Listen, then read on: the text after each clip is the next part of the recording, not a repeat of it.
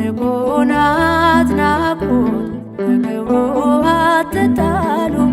ውዶቹን ወዳችሁ ጌታን ተቀበሉ። ጻድቁን አትናቁት ከክብሩ አትጣሉ። ውዶቹን ወዳችሁ ጌታን ተቀበሉ። እናንተን የሚቀበል እኔን ይቀበላል።